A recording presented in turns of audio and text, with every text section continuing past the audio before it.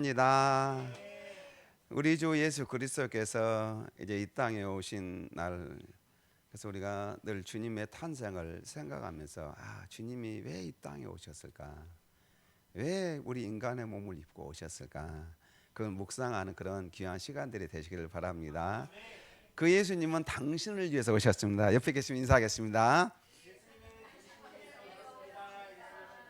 아멘. 우리 하나님 말씀, 우리 제목 두 분만 읽어볼까요? 하나님과 만남을 준비하라. 하나님과 하나님과 만남을 만남을 준비하라. 준비하라. 여러분, 하나님과 만남을 준비할 때 여러분 마음이 어떨까요? 막 설레는 마음으로 내가 하나님 앞에 나아가는데 막 가슴이 쿵텅쿵텅하고 막 그런 마음입니까?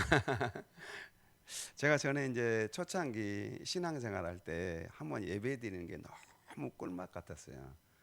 예배 참석하는 게 너무 사모가 되고 예배 한번 드리는 게 너무 기대가 되고 시골 교회였지만 그 시골 교회에서 예배 드리러 가는 게 너무나 기대가 되고 한 주간 동안 기도로 준비하고 그렇게 해서 예배를 드리는 그런 생각들이 납니다. 근데 그런 감동, 어떤 감격들이 지금은 많이 사라진 것 같아요. 예, 초창기 신앙생활 할 때는 그런 마음으로 이렇게 예배 참석하고 기대하고 또 필기를 준비해 가지고 그렇게 쓰면서 예배를 드렸던 기억이 지금도 아주 생생하게 납니다. 오늘은 이스라엘 백성들이 하나님 앞에 예배하는 장면이 나오고 있습니다. 그래서 출애굽기 3장에 보면은 하나님께서 이스라엘 백성들을 부르신 그 이유와 목적에 대해서 말씀하십니다. 3장 12절 오면은 하나님이 이르시되 내가 반드시 너와 함께 있으리라. 내가 그 백성을 애굽에서 인도하여 낸 후에 너희가 이 산에서 하나님을 섬기리니 이것이 내가 너를 보낸 증거니라. 모세에게 하나님께서 이스라엘 백성들에게 이제 모세를 애굽 땅에 보내면서 내가 너를 보내는 이유가 있다. 지금 시내산에서 예수님 하나님께서 모세를 만나시면서 모세에게 주신 소명이죠. 이 산에서 너희가 이 산에서 하나님을 섬기리니, 섬기다는 것은 예배하다는 것이죠. 섬기리니, 하나님을 예배하리니. 그래서 이렇게 해서 모세가 애굽 땅에 가서 이스라엘 백성들을 출애굽하고 그들을 데려온 그 이유가 또 목적이 뭐냐면 하나님을 예배하는 것입니다. 여러분, 하나님을 예배하기 위해서 그들을 이끌어서 여기까지 인도하셨다는 사실입니다. 자, 그래서 오늘 본문에 보면 이렇게 이스라엘 백성들이 이제 시내산에 드디어 도착했습니다. 그리고 시내산 앞에 진을 쳤죠. 예, 텐트를 치고 거기에서 이스라엘 백성들이 모여서 이제 하나님을 예배하는 그런 모습을 볼 수가 있습니다. 그래서 우리가 보면 20장 19장 1절부터 8절 내용은 하나님께서 이스라엘 백성들에게 너희 이스라엘 백성들의 정체성에 대해서 이야기하고 있죠. 바로 하나님은 너희들이 하나님의 보물이다. 여러분, 저와 여러분 하나님의 둘도 없는 보물입니다. 믿습니까? 그래서 너희가 하나님의 보물이다라고 그렇게 말씀하셨습니다. 뿐만 아니라 너희는 제사장 나라가 된다. 제사장다. 하나님과 믿지 않는 사람들의 중보자로서의 제사장. 또 우리 자신이 하나님 앞에 나아가는 그런 제사장 나라가 될 것이다. 거룩한 민족이 될 것에 대해서 약속하셨습니다. 자, 그런 다음에 이제 오늘 9절에서는 그 하나님께서 이제 이 땅 시내산에 이제 임재하시는 거죠. 하나님 천지를 창조. 우리가 창세기에 보면은 창세기 1장에 하나님은 어떤 분이시라고요? 천지를 창조하신 창조주 하나님이십니다. 근데 그 창조주 하나님이 바로 인간 세상에 임하시는 것이죠. 우리가 이제 창세기 11장 보면은 11장이라든가 물론 창세기 6장 노아 홍수 사건 그 이후로 쭉 보면은 하나님께서 임재하실 때 하나님께서 특별히 창세기 11장에 하나님이 임재하실 때 하나님께서 하늘 보좌에서 이 땅 인간의 세상으로 강림하십니다. 그 강림하실 때 창세기 11장에서의 강림은 어떤 강림일까요? 바로 하나님께서 강림은 하시는데 어떤 자의 입장에서요? 심판자의 입장입니다. 심판자의 입장에서 강림하십니다. 그런데 오늘은 심판자의 입장에서 강림이 아니라 하나님의 백성들을 만나시기 위해서 하늘에서 내려오시는 장면이 오늘 본문의 내용입니다. 자, 우리 9절 같이 읽을까? 시작. 여호와께서 모세에게 이르시되 내가 빽빽한 구름 가운데서 내게 임함은 내가 너와 말하는 것을 백성들이 듣게 하며 또한 너를 영영히 믿게 하려 함이니라. 모세가 백성의 말을 여호와께 아뢰었으므로. 그래서 이 빽빽한 구름, 아주 짙은 구름을 가리키고 있습니다. 우리가 산에 올라가면 아주 빽빽한 구름을 볼 때가 많이 있지 않습니까? 제가 이제 지리산에 한번 올라간 적이 있습니다. 그것도 한겨울에 올라가가지고 그것도 이제 랜드로버를 신고 올라가가지고 얼마나 미끄러웠는지 낭떠러 이제 그때 떨어져 밀려 내려가는데 죽을 뻔했는데 하나님께서 살려주셨어요. 그때는 예수님 나 안 믿고 있었을 때인데, 그런데 거기에 그 안개가 얼마나 빽빽하게 이렇게 그 안개의 모습을 보면 지금도 아주 눈에 선합니다. 그냥 바닥은 하나도 보이냐, 그 안개로 그냥 가득 차 있는 그런 모습들. 그래서 이 빽빽한 구름, 이 안개, 구름, 이 구름이 아주 가득 차 있는 그런 모습입니다. 왜 그러면은 하나님 이 짙은 구름 가운데 나타나시는가? 하나님께서 이 짙은 구름 가운데 나타나시는 이유는 자신을 감추시기 위해서 그렇습니다. 그럼 왜 하나님께서 자신을 감추실까요? 여러분, 하나님께서 뿅 하고 나타나시고 내가 하나님이다 이렇게 하나님의 형상을 보여주시면 얼마나 좋아요. 여러분, 하나님 만나고 싶지 않는 사람 아무도 없을 거예요. 여러분, 하나님 보고 싶지 않습니까? 그래서 하나님 한번 보고 싶어요. 저도 그 예수님을 진짜 한번 보고 싶어요. 나를 위해서 십자가에 죽으시고 부활하시고 나를 구원해 주신 그 예수님 한번 직접 대면하고 싶어요. 그런데 여기에 보면은 이스라엘 백성들 아마 우리를 애굽 땅에서 구원하여 주시고 이 홍해를 가르시고 이 반석에서 물을 내시는 그 하나님을 한번 보고 싶었을 거예요. 그 하나님 한번 만나면 좋겠다. 하나님 만나면 좋겠는데 하나님께서 얼굴을 보여주지 않아요. 빽빽한 구름 가운데서 나타나십니다. 왜 이렇게 나타나시는가? 자신을 감추시는데, 왜 자신을 감추시냐면 하나님 자신께서 사람에게 그대로 드러나면은 사람들이 살 사람이 없어요. 왜 그러면은 하나님을 대면하는데 살 사람이 없을까? 하나님은 거룩하시고 우리 인간은 부정한 죄인이기 때문에 그렇습니다. 그래서 거룩하신 그 하나님을 만나기 위해서는 우리도 거룩해 야지 만날 수 있지. 그냥 이 우리 죄인이 하나님을 만나게 되면, 거룩하신 하나님을 만나게 되면은 그대로 우리는 그냥 사라지는 거예요. 타서 불타서 없어지는 존재가 되고 만다는 것이죠. 자, 그래서 하나님께 이렇게 빽빽한 구름 가운데서 임하신다라고 그렇게 오늘 본문에 말씀을 하고 있습니다. 또 그러면서 하나님께서 모세에게 백성들이 하나님께서 모세를 통해 말씀함을 듣게 하기 위해서 하나님께서 이렇게 그 구름 가운데서 나타나셨다. 또 모세를 하나님의 참 지도자로 인정하기 위함이다라고 이렇게 오늘 본문에서 말씀하고 있습니다. 뿐만 아니라 하나님의 위대하심과 거룩함을 아주 시각적으로 경험하게 하기 위해서 하나님께서 빽빽한 구름 가운데서 임재하심을 오늘 본문에 보여주고 있습니다. 그러면서 이제 요 하나님께서 모세에게 이런 말씀을 하십니다. 같이 읽을까요? 여호와께서 모세에게 이르시되 너는 백성에게로 가서 오늘과 내일 그들을 성결하게 하며 그들에게 옷을 빨게 하고. 자, 여러분, 하나님을 만나야 되는데 이제 백성들을 준비시키는 그런 장면이 나오고 있습니다. 오늘 본문에 보면은 성결하게 하다는 것은 깨끗하게 하다, 거룩하게 하다. 여러분, 깨끗하게 하고 거룩하게 해야 된다는 것이죠. 여러분, 하나님을 만나려고 하면은 뭐 해야 된다고요? 아주 깨끗하게 해야 된다는 것입니다. 여러분, 깨끗하고 거룩해야지 하나님을 만날 수 있다. 이 말은 오늘 본문에 보니까 그들에게 옷을 빨게 하고. 자, 여러분, 옷을 새로운 옷을 입고 이렇게 예배당에 오신 분 있습니까? 어떤 분들은 목욕 재개하고. 그래서 과거에 우리 뭐 민족 신앙 종교를 보면은요, 사람들이 생수를 하나 딱 떠놓고 민족신 샤머니즘이죠. 그 신에게 나아갈 때 뭐 목욕하고 또 하얀 옷을 입고 뭐 그렇게 나가는 그런 장면을 TV로 간혹 보지 않습니까? 그런데 그들이 그렇게 정결함으로 나간다. 오늘 본문에 보면은 하나님 앞에 나가는데 옷을 빨아야 돼. 여기서 옷을 빨아가지고 새로운 옷을 입고 오신 분도 있을 거예요. 자, 그래서 이 옷을 빤다는 것은 여러 가지 의미가 있습니다. 물론 외모도 잘 갖춰야 돼요. 여러분 교회 오는데 하나님 앞에 예배드리러 오는데 그냥 우리가 집에서 옷을 입듯이 그냥 잠자다가 잠옷바람으로 나오는 사람은 아무도 없을 것입니다. 하나님 앞에 정결한 그런 모습으로 오는 것이죠. 그래서 우리가 옷 외형적으로 준비하면서 동시에 그 내면에 뭐가 있냐면 바로 죄의 씻음과 정결함을 상징하고 있습니다. 그러니까 우리가 하나님 앞에 나올 때 그냥 물론 외모도 준비해야 되지만은 우리의 이 죄의 씻음과 정결함이 있어야지, 동행해야지 된다는 것을 말씀하고 있어요. 여러분 우리가 누구를 만나러 오는 거죠? 하나님, 천지를 창조하신 거룩하신 하나님을 만나기 위해 왔어요.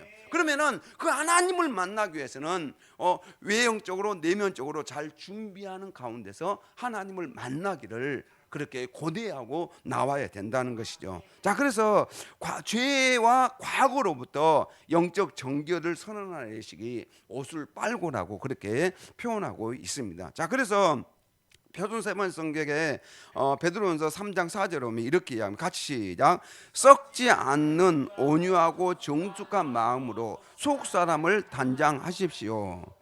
그것이 하나님께서 보시기에 값진 것입니다. 그래서 썩지 않는 온유하고 정숙한 마음으로 속사람을 단장하도록 하십시오. 이렇게 이야기합니다. 이것은 사실은 남편을 만나기 위한 아내의 준비예요. 그런데 남편을 만나기 위한 아내의 준비도 아주 속마음을 치장을 해야 돼요. 이 준비를 해야 돼요. 그래서 우리가 하나님을 만날 때도 마찬가지입니다. 그래서 정숙한 마음으로 뭘 단장해야 한다고요? 우리의 속마음을 단장해야 됩니다. 여러분 하나님 앞에 예배드리러 나올 때 우리 속마음을 단장해야 돼요. 우리가 하나님의 은혜를 사모하는 마음으로 이렇게 나오는 것과 그냥 헐레벌떡 나와서 예배를 드린 것과는 엄청난 차이가 있다는 것입니다. 하나님 앞에 마음의 준비, 외모도 준비해야 되고 마음도 준비하고, 사실은 옷을 준비하면서도 마음 준비가 되는 거죠. 그렇죠? 여러분 하나님 앞에 나아가려고 하는데, 그래서 어떤 분들은요 주일날 옷을 입으려고 자녀들에게 새 옷을 다 준비해 놓고 다려서 준비해 놓고, 그래서 그 주일날 이 옷만 입고 가도록 그렇게 준비시키는 부모님도 있다는 것이죠. 그래서 하나님 앞에 나아가는데 우리가 감히 그냥 아무렇게나 해서 나가면 안 된다는 것이죠. 그래서 여러분 옷도 준비하고 마음도 준비하고, 그래서 이스라엘 백성들이 하나님 앞에 나아갈 때, 또 여기에 이 베드로전서에 남편을 만날 때도 마찬가지인 거, 속사람을 단장하도록 하십시오라고 이렇게 말씀을 하고 있습니다. 그래서 마태복음에서는 예수님께서는 좀 더 구체적으로 이야기해주고, 같이 읽고 시작. 마음이 청결한 자는 복이 있나니 그들이 하나님을 볼 것입니다. 여기서 청결하다는 깨끗하다, 정결하다, 흠이 없다는 거예요. 여러분 어떤 사람이 하나님을 볼 수 있는가? 마음이 정결한 사람입니다. 여러분 그래서 우리가 하나님을 만난 사람, 어떤 사람이 만나냐면 마음이 거룩한 사람이에요. 여러분들이 순수한 마음을 가지고 하나님 만나기를 사모하면은 하나님은 여러분들을 만나 주십니다. 그래서 오늘 이스라엘 백성들 이제 드디어 하나님을 만나는 날이잖아요. 하나님을 만나는 날, 하나님께서 그냥 이스라엘 백성들이 하나님께서 시내산에 임하시는데 그 하나님을 이스라엘 백성은 만날 수가 없어요. 그래서 하나님께서는 이 백성들을 잘 준비시켜라. 그래서 오늘 보면은요 구구절절히 하나님께서 준비시켜. 그렇지 않으면은 내가 돌격 가서 그들을 죽일 수도 있다라고 하면서 하나님께서 계속적으로 정결함, 거룩함에 대해서 준비를 시키시는 그런 장면을 볼 수가 있습니다. 우리 11절 같이 시작.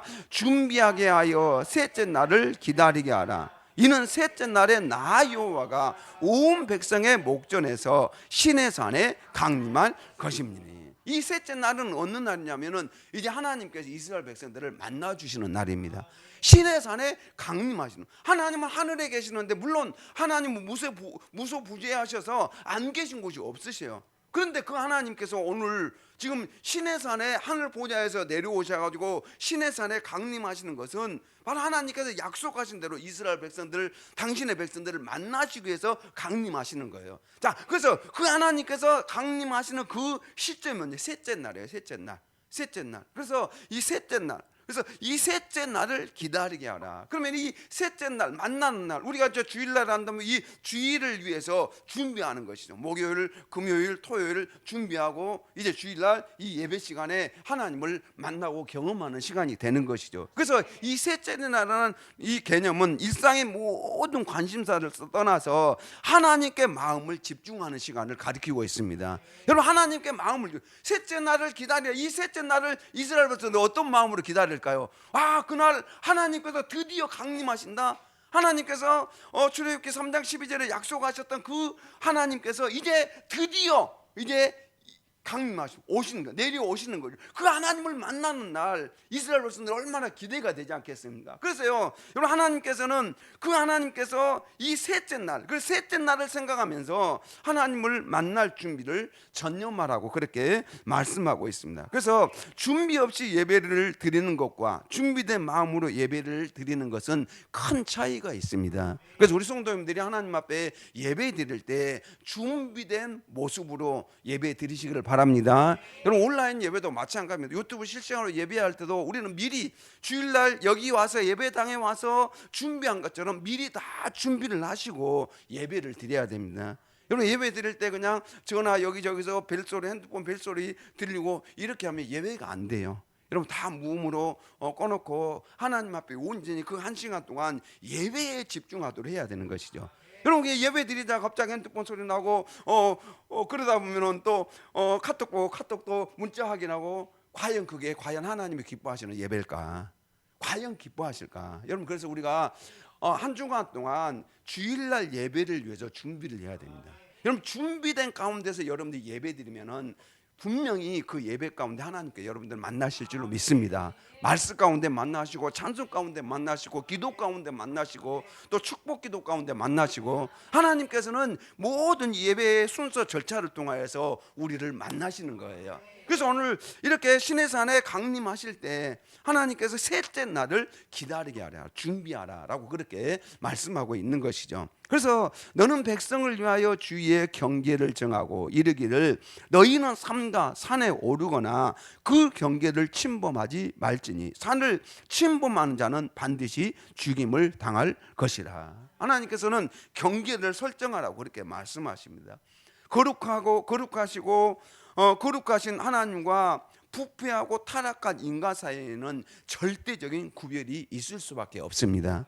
여러분, 우리는 부패하고 타락한 인간입니다. 그러나 하나님은 거룩하신 분이십니다. 여러분, 그래서 우리가요, 하나님의 십계명에 보면 하나님의 이름을 망령되게 부르지 말라고 이렇게 이야기합니다. 함부로 불러서는 안 된다는 거죠. 왜요? 하나님은 거룩하신 분이시고 우리 인간은 부패하고 타락한 죄인입니다. 여러분, 죄인과 하나님 사이에는 간극이 있을 수밖에 없어요. 여러분, 그 간극이 있을 수밖에 없어요. 그래서 거룩하신 하나님께 대한 경외하는 마음이 있어야 한다는 것이죠. 여러분, 하나님을 예배할 때 두렵고 떨리는 마음으로 하나님 앞에 나아가야 될 줄로 믿습니다. 여러분, 물론 하나님은 성경에도 예수님께서 우리의 친구라고 이렇게 말씀하셨지만은, 여러분, 예수님이 우리 친구라고 한다고 해도 그분은 하나님이십니다. 믿습니까? 그분은 거룩하신 하나님이에요.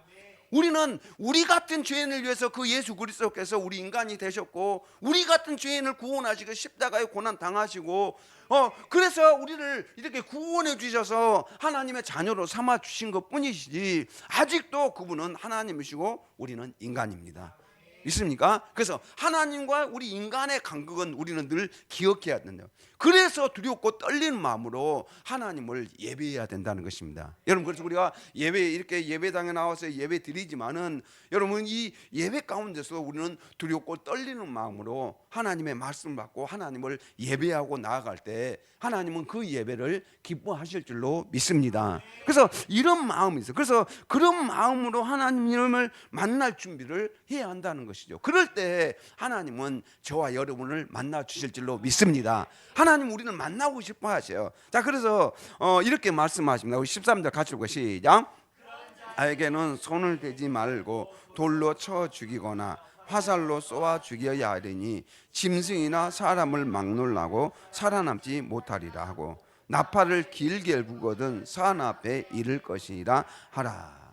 여러분, 이렇게 하나님께서 정의로운 이 경계를 침범하게 되면 어떻게 된다고요? 그런 자에게 손을 대지 말고 돌로 쳐 죽이거나 화살을 쏘아 죽여야 하네. 그런데 사람이 그런데 사람뿐만 아니라 거기에 그 뒤에 보면 뭐예요? 누구도 짐승이나 사람을 막노라고. 여러분 짐승은 말도 못하잖아요. 짐승한테 뭐 누가 이야기합니까? 어떻게 이야기해요? 모세가 가서 산에 있는 이 시내산에 있는 전체 짐승들 다 들어라. 여기에 이 경계선 침범하면 너희들 다 죽어. 뭐 올라가지 마. 이렇게 어떻게 이야기합니까? 그렇죠? 그런데 오늘 본문에 보니까 짐승이나 사람을 막느라고 하나님께서 정의하신 그 경계선을 침범하면 안 된다는 것입니다. 접촉을 금지시킨 이유는 범죄하거나 부패한 또 부정한 물건을 접촉하는 것, 곧 부정에 오염된 것으로 간주한다는 거죠. 여러분, 우리가 주일날 하나님 앞에 나올 때 한 주간 정결함과 거룩한 삶으로 준비해야 될 줄로 믿습니다. 여러분, 정결함과 거룩한 삶으로 준비해야 돼. 그럴 때 여러분, 우리가 하나님 앞에 예배할 때 그 예배를 기뻐 받으신다는 것입니다. 믿습니까? 그래서 하나님의 거룩한 법을 어긴 자는 그가 아무리 당신의 백성일지라도, 그리고 비록 사례를 분별할 줄 모르는 짐승일지라도 절대 생존할 수 없으며 반드시 죽게 될 것이다 라고 그렇게 말씀하고 있습니다. 그래서 여러분, 우리는 기억할 것이 죄인과 하나님 사이에는 엄격한 간격이 있다는 것입니다. 여러분, 우리는 죄인이고 하나님은 거룩하신 분이십니다. 여러분, 그래서 우리가 이 죄인이기 때문에 하나님 앞에 나갈 때 예수님의 십자가의 피가 아니면 우리는 절대 나갈 수가 없습니다. 예수님의 그 십자가의 보혈의 공로가 아니면은 우리가 하나님을 아버지라고 부르면서 이곳에 와서 예배할 수 있는 자격을 갖출 수가 없는 거죠. 여러분, 그래서 우리에게 가장 필요한 것은 십자가예요. 십자가.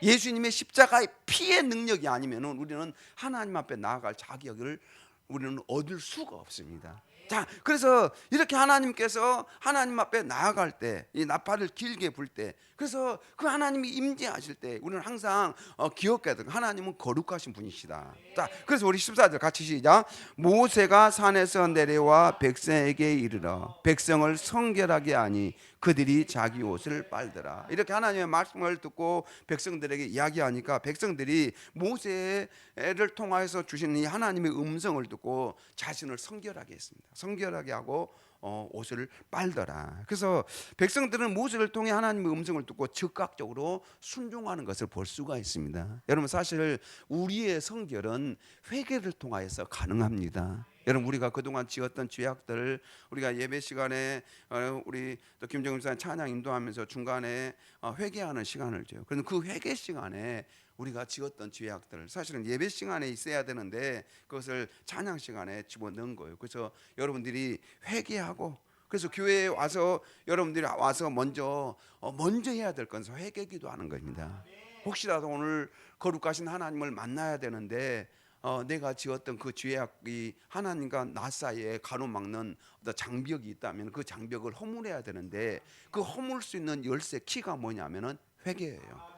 하나님, 제가 한 주간 동안 살면서 친구하고 싸웠습니다. 제가 그냥 운전하다가 또 입술에서 좋지 않는 그런 말이 발설됐습니다. 뭐 이런 죄악들, 여러분, 가벼운 것이면 그 가벼운 것도 회개해야 되는 것이죠. 여러분, 그냥 하나님은 가벼운 거라도 그냥 넘어가지 않아요. 왜? 거룩하신 하나님을 만나게 되면 우리가 회개하고 나아가면은 하나님 우리의 죄를 용서해 주십니다. 여러분, 그래서 우리 집안에서 또 어떤 일이 일어나고, 우리가 신앙생활 하면은 영적 전쟁이에요. 약한 사단은 우리가 신앙생활 하려고 얼마나 방해를 많이 하는지 몰라요. 저도 처음 신앙생활 하는데 하나님 앞에 예배드리러 나가는데 이 사탄은요 온갖 수작을 부려요. 그냥 교회 못 나가게 막 얼마나 방해하는지 몰라요. 그럼 그럼에도 불구하고 내가 하나님 믿겠습니다 결단하고 나오니까 하나님께서 은혜를 주셔요. 그 모든 장벽들을 장애 요소들을 다 제거하십니다. 그래서 여러분들 그냥 걱정하지 말고 신앙생활 할 때 살아계신 하나님을 신뢰하고 하나님 앞에 나오십시오. 그럼 하나님은 하나님의 때 여러분들을 만나주시고 만져주시고 앞날을 열어주실 거예요. 자, 그래서 이스라엘 백성들에게 이렇게 순종하면서 옷을 빨았습니다. 그래서 모세가 백성에게 말합니다. 준비하여 셋째 날을 기다리고 여인을 가까이 하지 말라. 그래서 먼저 하나님을 생각하고 하나님을 만날 준비를 하라라고 그렇게 말씀합니다. 주님을 만나기 위해서는 준비와 기다림이 있어야 합니다. 여러분 주님을 만나기 위해서 여러분들 늘 준비와 기다림이 있어야 돼요. 사모하는 마음이 있어야 됩니다. 그럴 때 주님이 저와 여러분들을 만나실 줄로 믿습니다. 준비와 기다림이 없이 하나님을 만난다는 것은 쉽지 않는 것이죠. 그래서 하나님께 나아갈 때 육체적인 욕망을 제어해야 된다는 것이죠. 우리 갈라디아서 5장 24절 같이 읽고 시작. 그리스도 예수의 사람들은 육체와 함께 그 정욕과 탐심을 십자가에 못 박았느니라. 아멘. 여러분 우리가 하나님 앞에 나올 때 여러분들 예배를 드릴 때 어떤 거기에 다른 어떤 조건이 있으면 안 돼요. 여러분 내가 이 예배를 통해서 내 인생 한번 꼽혀야 되겠다. 내 이 예배를 통해서 내가 이 문제를 해결받아야 되겠다. 여러분 그런 조건이 우리가 물론 하나님은 먼저 그의 나라와 그의 의를 구하면 나머지는 해결을 주십니다. 그럼 그것에 대해서 여러분들 너무 조건 걸지 말고 하나님 앞에 순수한 마음으로 내가 하나님만 예배하겠습니다. 하나님만 내가 섬기겠습니다. 그런 마음을 가지고 나올 때 그 중심을 보시고 하나님께서 은혜를 주십니다. 그래서 우리가 그런 마음을 가지고 예배를 드려야 됩니다. 그래서 우리가 항상 하나님 앞에 나올 때 이렇게 준비된 마음으로, 여러분 이렇게 하나님 앞에 준비할 때 어떤 마음일까요? 여러분 금요일 토요일 주일, 그래서 저도요 금요일 토요일 주일, 금요일 토요일 사탄이 가장 많이 공격을 합니다. 주일날 예배를 준비하는데 사탄이 갑자기 막 일을 생기게 하고 갑자기 짜증 날 수 있는 그런 환경들이 막 생겨요. 여러분 그럴 때 어떨까요? 짜증 나요. 그냥 입에서 막 불병 나오려고 하는데 여러분 이럴 때 우리가 잘 다스려야 됩니다. 이 악한 사단이 거기에 틈타고 들어와서 우리를 죄 짓게 만들어요. 여러분 죄를 짓게 되면은, 목사로 죄를 짓게 되면은 하나님을 말씀을 전하는데 큰 장애가 되는 것이죠. 여러분 하나님 앞에 그래서 우리가 준비된 마음으로 하나님을 예배해야 될 줄로 믿습니다. 하나님께는 그 예배를 기뻐하십니다. 자, 그래서 셋째 날을 아침에 우리와 번개와 빽빽한 구름이 산 위에 있고 나팔 소리가 매우 크게 들리니 진중에 있는 모든 백성이 다 떨더라. 여러분 이 나팔 소리가 큰 빽빽한 구름, 또 나팔 소리가 크게 들리면서 누가 지금 강림하셔요?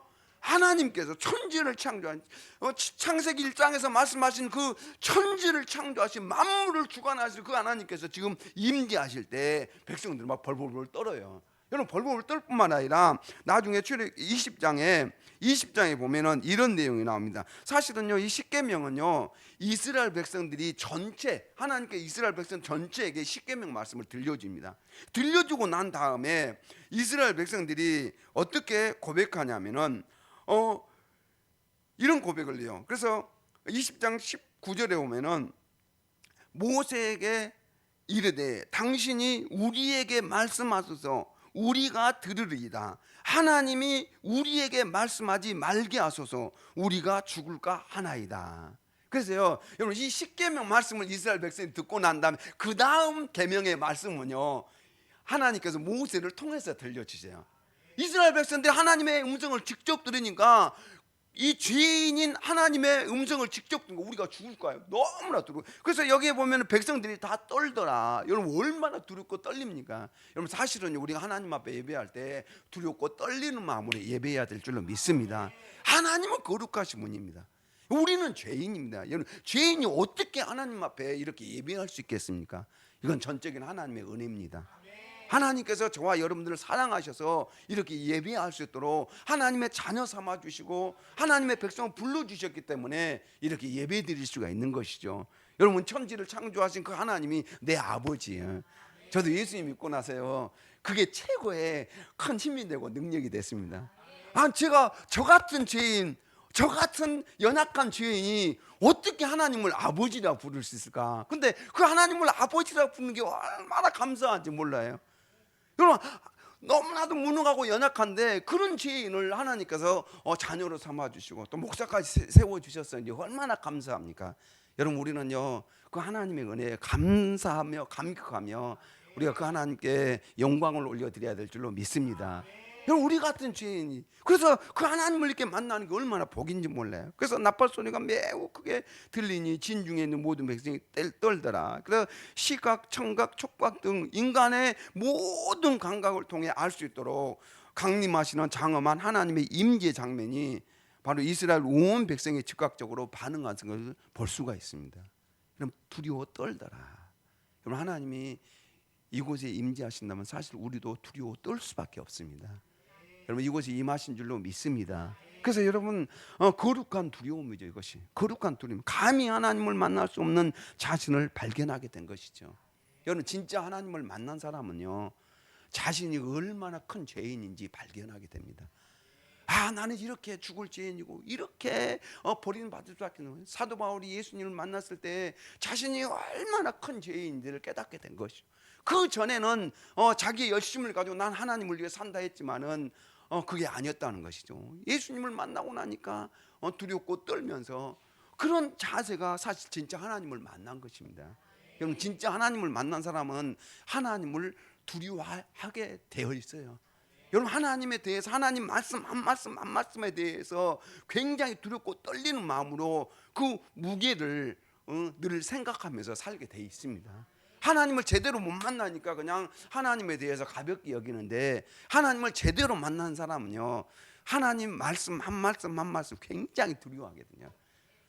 예배 한번 빠지면 하나님이 어떻게 행하실지 저는 그냥 그런 경험들을 수없이 많이 했습니다. 그래서 하나님 말씀 한 번 어겼다가 그냥 혼난 적이 한두 번이 아니에요. 여러분 그래서 하나님을 우리는 정말 두려워해야 될 줄로 믿습니다. 그것이 하나님을 경외하는 것입니다. 여러분 하나님은 내 친구가 아니에요. 하나님과 우리 인간 사이는 간극이 있어요. 여러분 하나님은 거룩하시고 나는 죄인입니다. 그렇기 때문에 여러분 항상 우리는 두렵고 떨리는 마음으로 하나님을 대해야 될 줄로 믿습니다. 그래서 그런 죄인인 우리가 감히 하나님을 만날 수 있는 것이 은혜요 영광입니다. 믿습니까? 그래서 모세가 하나님을 맞으려고 백성을 거느리고 진에서 나오매 그들이 산 기슭에 서 있는데 이 산 기슭에 서 있습니다. 그 경계선 밖에 서서 하나님의 강림을 기다리는 것을 볼 수가 있어요. 산 기슭 하나님께 경계선 정해놓았습니다. 그래서 그 경계선 밖에서 하나님께서 임재하신 걸 지금 바라보고 있습니다.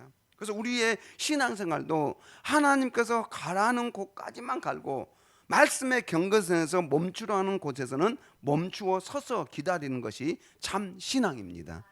하나님의 말씀의 이 경계선이요 말씀이 우리 삶의 경계선입니다. 하나님께서 하라는 건 하고 하지 말라고 하지 말아야 되는 거죠. 여러분 그것이 우리 신앙인의 참 신앙의 삶입니다. 여러분 우리가 하나님께서 하라고 했는데 안 하고 하지 말라고 했는데 하고 이런 것은 아니라는 것이죠. 자 그래서요 여러분 하나님의 말씀의 이 경계선 그 경계선이 굉장히 중요합니다. 여러분 하나님 앞에 여러분들 순종하고 나오고 말씀대로 내가 살기로 결단했다고 한다면은 여러분 믿음으로 사십시오. 그러면 역사가 일어날 줄로 믿습니다. 그래서 시내산의 연기가 자욱하니 여호와께서 불 가운데서 거기 강림하십니다. 드디어 이제 여호와 하나님께서 시내산에 강림하시고 불 가운데서 강림하십니다.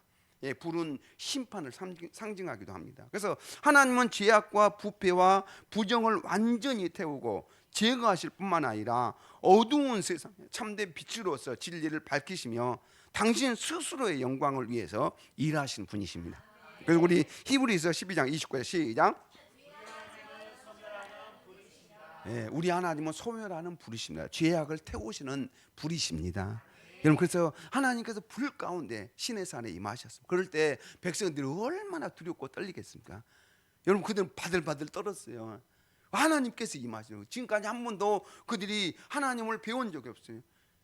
백성들이 하나님이 이 모세가 하나님을 누구라고 이야기해야 될까요? 그래서 당시 성경을 기록할 때 아도나이 점만 그냥 4개만 찍었어요. 하나님이 누군지. 예, 점만 4개 찍어가지고 이분이 하나님이다. 그러다 보니까 나중에 하나님의 이름에 대해서 이스라엘 백성들이 잊어버리게 된 거죠. 여러분 그래서 그 하나님이 얼마나 거룩하신 분인지 몰라요. 그래서 여러분 이렇게 그 시내산에 강림하죠. 그래서 온 산이 크게 진동하더라. 여러분 그래서 하나님께서 우리에게 임재하시면요 우리 삶이 진동이 느껴집니다. 여러분 하나님께서 임재하고 하나님을 만나면 내 삶에 진동이 일어납니다. 믿습니까? 내 삶의 역사가 일어나는 거죠. 여러분 하나님을 만나게 되면 내 인생이 이제 그때부터 여러분의 운명은 바뀐 거예요. 믿습니까? 진동이 일어나는 거죠. 그래서 나팔 소리가 점점 커질 때 모세가 말한 즉 하나님이 음성으로 대답하더라. 나팔 소리가 점점 커지면 모세가 말한 즉 하나님께서 뭘로요?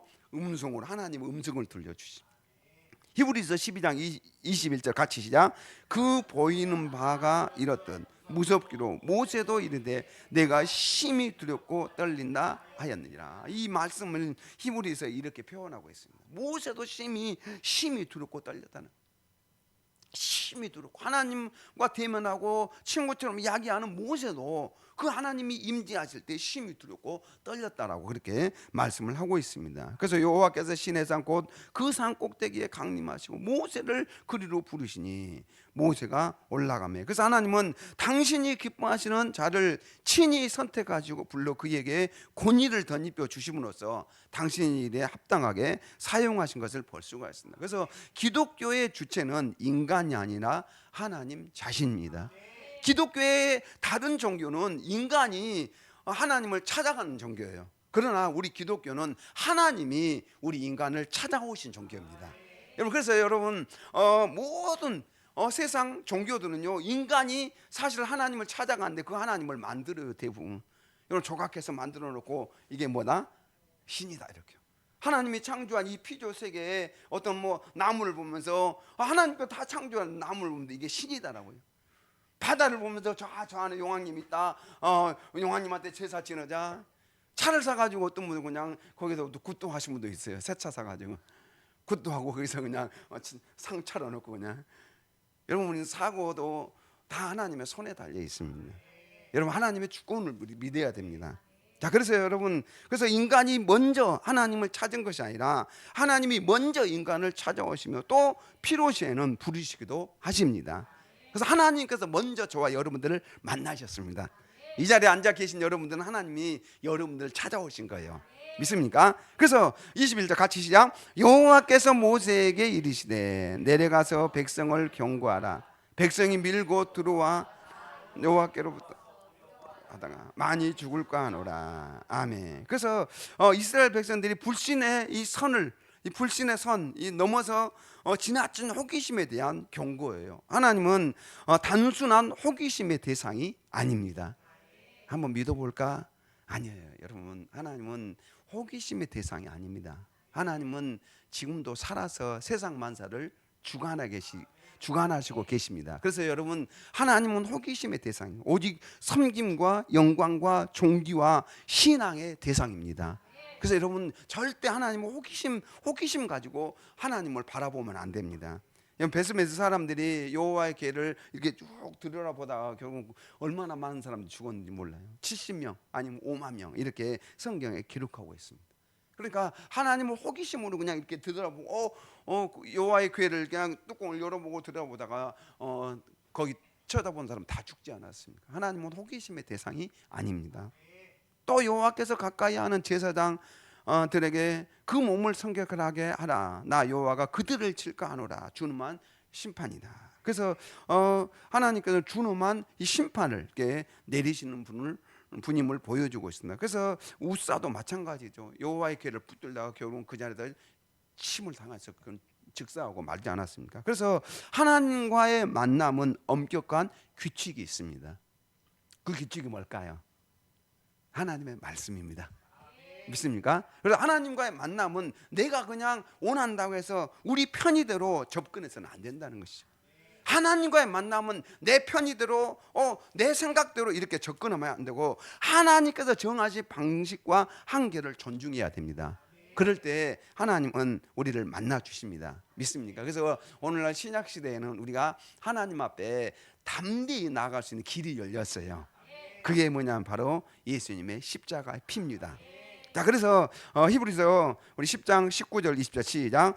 그러므로 형제들아 우리가 예수의 피를 입어 송수에 들어갈 담력을 얻었나니 그 길은 우리를 위하여 휘장 가운데로 열어놓으신 새로운 살 길이요 휘장은 곧 그의 육체니라. 아멘. 그래서 우리가 예수의 피로 말미암아 송수는 하나님이 계신 그 보좌를 가리켜요. 그 송수에 들어갈 담력을 얻었습니다. 여러분, 바로 예수님의 십자가 피로 말미암아 우리는 하나님의 보좌 앞에 나아갈 수 있습니다. 여러분, 그래서 여러분 구약 시대에는 이렇게 하나님 한번 뵈려면은 그들이 목숨을 걸고 배웠는데 우리는 이미 우리의 생명을 구원하시기 위해서 목숨을 버리신 예수 그리스도의 피로 말미암아 하나님께 우리는 늘 당당하게 나갈 수가 있는 길이 열린 것이죠. 그래서 거룩한 기초 위에 세워진 인생이 복된 인생입니다. 믿습니까? 그래서 예배를 통해 하나님 앞에 나아갈 때 최대한 깨끗이 단장하고 단장한 이 차림으로 나아가야 됩니다. 그래서 우리는 그리스도께서 십자가상에서 흘리신 대속의 피에 우리의 영혼과 마음과 인생을 씻음으로써 마침내 정결하고 거룩한 존재로 거듭날 수가 있습니다. 우리 베드로전서 우리 1장 18, 19 시작. 너희가 알거니와 너희 조상이 물려준 헛된 행실에서 대속감을 받은 것은 은이나 금같이 없어질 것으로 된 것이 아니요 오직 흠 없고 점 없는 어린 양 같은 그리스도의 보배로운 피로 된 것이니라. 아멘. 그리스도의 보배로운 피로 여러분 우리가 정결함을 얻게 된 거예요. 여러분, 그래서 우리가 행실도 물론 거룩하게 살아야 되지만은 더 중요한 것은 예수님의 십자가 피를 믿는 이 믿음으로 하나님 앞에 나와야 됩니다. 여러분, 우리의 죄도 예수님의 십자가의 피를 의지하는 믿음으로 회개할 때 우리의 죄를 정결하게 해 주십니다. 여러분, 그래서 이렇게 해서 그래서 이제 모세와 이스라엘 백성들이 이렇게 나와서 하나님을 만나는 그런 모습을 볼 수가 있습니다. 그래서 하나님 앞에 예배자로서 자신의 마음과 생각을 하나님께 집중시키는 영적인 헌신이 있어야 됩니다. 스마트폰 또 SNS 사용 시간을 줄이고 기도와 말씀으로 채워야 될 줄로 믿습니다. 뿐만 아니라 세상의 유혹과 취미로부터 우선순위를 돌이켜 거룩함으로 나아가야 된다는 것이죠. 우선순위를 돌이켜 거룩함으로 나아갑니다. 그래서 인생의 각 단계에서 이전의 습관과 죄로부터 분리되어야 됩니다. 그것이 바로 하나님께 나아가는 자세예요. 신앙 경력 및 경력이 몇십 년이나 할지라도 지속적인 영적 갱신이 필요합니다. 여러분, 지속적으로 우리는 하나님 앞에 새로운 마음으로 하나님 앞에 나올 때 하나님은 그 예배자를 만나 주실 줄로 믿습니다.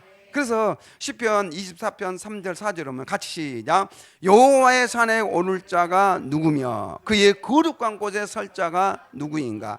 그 손이 깨끗하며 마음이 청결하며 뜻을 허탄한 데 주지 아니하며 거짓 맹세하지 아니하는 자로다. 여호와의 산은 바로 이 시온산 또 신의 산도 이렇게 생각할 수 있습니다. 그래서 하나님을 만나기 위해서는 우리가 어떻게 해야 될 것인가. 그래서 손을 깨끗이 하며 죄악된 행위를 중단하고 마음이 청결하고 죄된 감정과 태도를 변화시키고 정결한 마음을 가지고 여러분들 하나님을 만나고자 하는 사모하는 마음으로 나올 때 하나님을 만나게 된다는 것입니다. 어떤 우상에게 마음이 팔리지 않고 거짓으로 맹세하지 않는 사람이죠. 그래서 그런 사람에게 이렇게 나오는 사람들에게 우리 25절 5절 시작. 그는 여호와께 복을 받고 구원의 하나님께 의를 얻으리니. 아멘. 그래서 우리 온 성도님들이 하나님께서 찾으시는 그 예배자가 되셔가지고 하나님께 복을 받고 구원의 하나님께 의를 얻는 그런 저와 여러분 되시길 주님의 이름으로 축복합니다. 이 말씀을 생각하면서 주여 한번 부르고 기도하겠습니다. 주여, 주님 감사드립니다.